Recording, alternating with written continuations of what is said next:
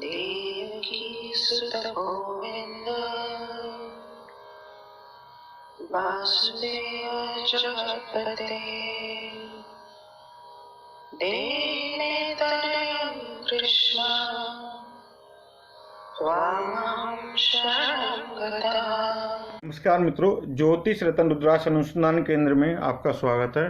किसी भी स्त्री के लिए गर्भ धारण करना बहुत ही सौभाग्यवर्त बात होती है, लेकिन आजकल बदलती हुई जीवन शैली में या अन्य कारणों से बहुत सी स्त्रियां गर्भ धारण नहीं कर पाती हैं। यदि गर्भ धारण कर लेती हैं तो बार बार उनका गर्भपात हो जाता है और या फिर छठे सातवें पाँचवें महीने में बच्चा हो जाता है, जिसके कारण से वह काफी परेशान रहती हैं और मानसिक और सामाजिक यातनाएं भी झेलनी पड़ती हैं।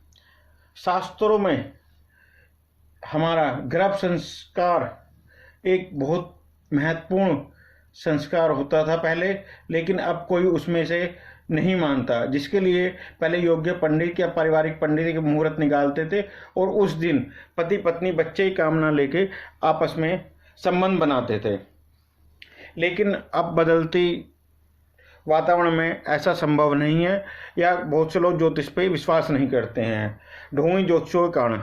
आज हम बात करेंगे ज्योतिष में किस समय गर्भ धारण करना चाहिए और कौन कौन से ग्रह गर्भ धारण करने के लिए महत्वपूर्ण भूमिका निभाते हैं, जिससे कि गर्भ पूर्णतः चले और पति पत्नी को एक योग्य संतान प्राप्त हो। ज्योतिष में चंद्रमा ग्रह, मंगल ग्रह व बृहस्पति ग्रह गर्भ धारण में महत्वपूर्ण भूमिका निभाते हैं।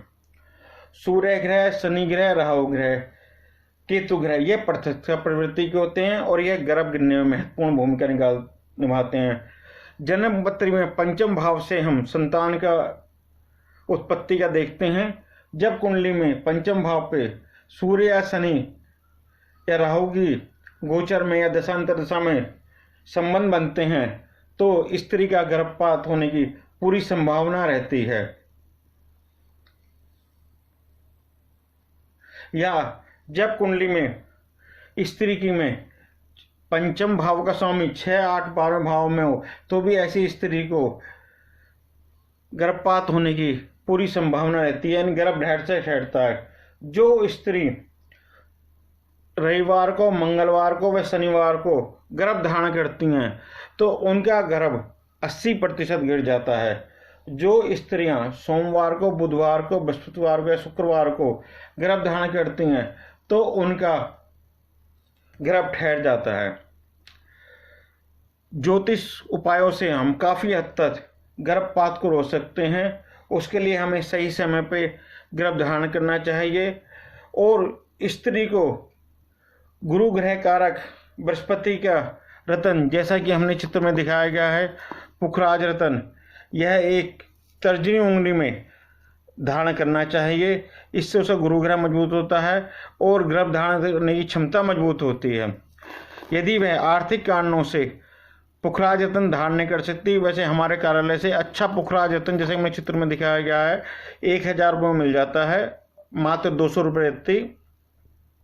यदि वह किसी कारण से धारण नहीं कर सकती है तो उसे एक पीले मोतियों की ओरिजिनल माला, जैसा कि हमने चित्र में दिखाया है, यह धारण करनी चाहिए।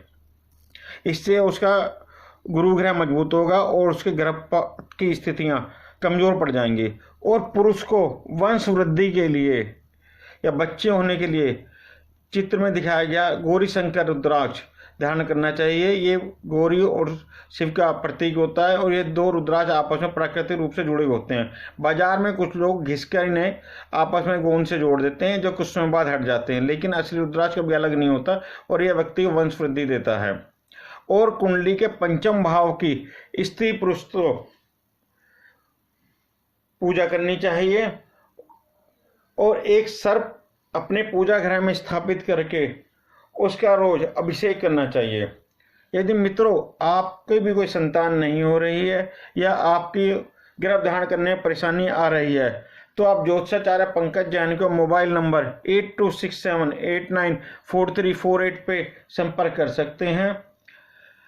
कोई भी निःशुल्क ज्योतिष संबंधित, हस्तरेखा संबंधित सलाह के लिए और कोई भी रतन, पुखराज, नीलम, पन्ना, ओपल, माणिक्य, मोती इत्यादि या कोई भी रुद्राक्ष 1 मुखी, 2 मुखी, 3 मुखी, 4 मुखी, 5 मुखी से लेकर 21 मुखी रुद्राक्ष, गौरी शंकर रुद्राक्ष, गणेश रुद्राक्ष इत्यादि थोक रेट पर लेने के लिए आप हमारे कार्यालय से संपर्क कर सकते हैं।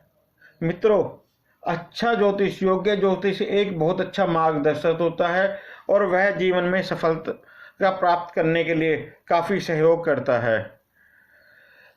जीवन में किसी भी समस्या के लिए कभी भी आप ज्योतिषाचार्य पंकज जैन से मोबाइल नंबर 8267894348 पर संपर्क कर सकते हैं। धन्यवाद मित्रों।